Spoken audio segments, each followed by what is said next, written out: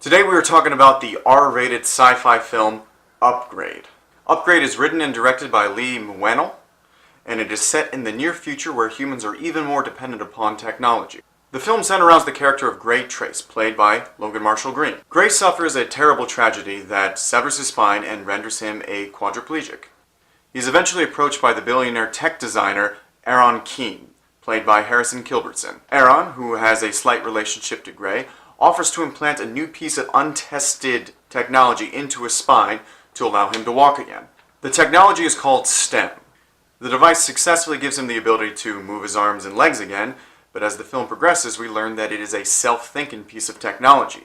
It eventually begins talking to Gray, and it even has the ability to take control of Gray's body if Gray gives him permission. With this new technology, Gray sets out on a mission to find the men that caused his terrible tragedy. Now, if anyone has read my last few reviews, you would probably know that my last few cinematic experiences have been quite disappointing.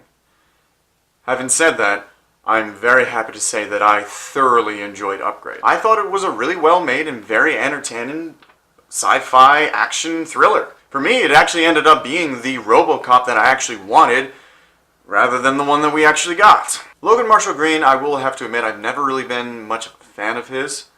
I kind of felt a little bad for him because he looks exactly like Tom Hardy but lacks any of his enigmatic screen presence. And it's not that he's a bad actor.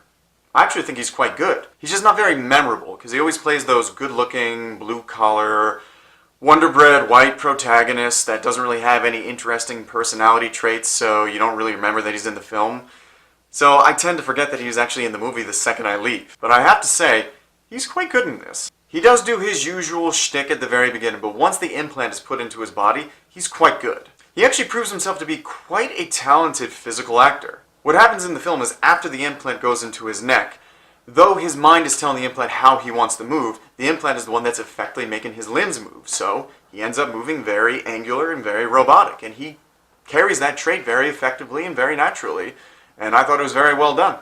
I was particularly impressed with his work during the fight scenes. There are many action scenes in the film where Gray gives control of his body to STEM to effectively take out bad guys, because Gray himself isn't really much of a fighter, he's not a violent guy, and he needs to let STEM take over in order to kill the bad guys. STEM, who has no sympathy for human life, really effectively kills the bad guys and does it in an extremely brutal way. All those sequences are very funny, and they must have been a very difficult challenge for Logan Marshall Green. I mean, during the scenes, he had to effectively do his fight choreography to a very high level of excellence, while maintaining the robotic movement, while also reacting naturally to what he is seeing while staying in character. Very difficult, and I was very impressed. As I mentioned before, this movie is funny.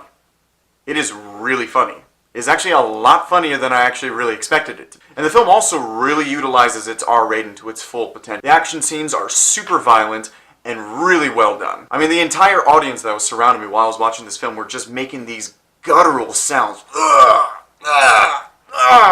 while they were watching the film. Sometimes they'd be laughing, sometimes they'd even be cheering just because the scenes were so effectively done, and the violence is just so visceral and just so cathartic. One moment in particular really got to me.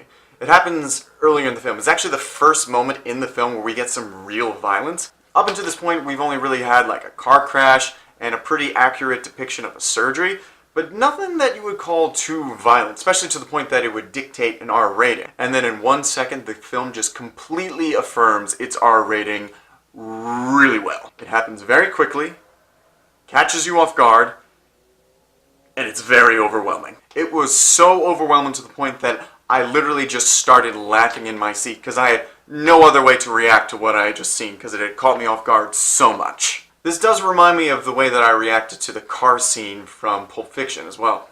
Well, you gotta have an opinion. I mean, do you think that God came down from heaven and stopped him? Yeah, that scene. The film hits on all cylinders. It's violent, it's funny, it's heartbreaking, and it even has some really good social commentary about humanity's dependence upon technology. Hell, I'm making this video right now because a friend of mine read my written review and said there were too many words and that they would prefer a video. You know who you are. If I had one tripe with the film, it would be that this film definitely takes elements from previous and much more superior sci-fi films. There are moments when you're watching where you're going to be thinking to yourself, hey, that reminds me of iRobot. Or, hey, doesn't that make you think of 2001: A Space Odyssey? Or, hey, that's just like RoboCop. However, I have to admit that these moments in this film didn't bother me as much as when we get similar moments in other films. This film beautifully and very creatively integrates it into the character, the story, and the themes, so it feels more like they respectfully were just inspired by those previous films to make a new film, rather than other films where it just feels like they're just blatantly stealing it to try to cash in on our nostalgia and, try to affirm their own laziness. And I personally don't mind it so much if the film isn't completely original. Hell, there are only 13 original stories, so a film can only be so original. This film just happens to take a lot of elements from previous sci-fi revenge films. So in the end, I would definitely call Upgrade a very well-made, very effective, very entertaining, albeit not the most original sci-fi film. Actually, I have to say, I really did love this movie. It's actually possibly one of my favorite films I've seen so far this year. And it's also just really nice to get a R-rated sci-fi film. Personally, I can't remember the last time we got one of those.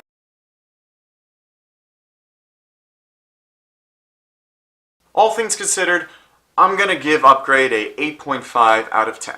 Thank you so much for watching. Guys, I seriously had a lot of fun doing this.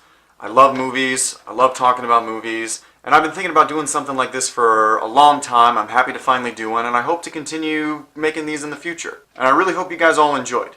If you did enjoy, please click the like button below, and feel free to leave a suggestion in the comment section below about a film that you'd like me to review sometime in the future.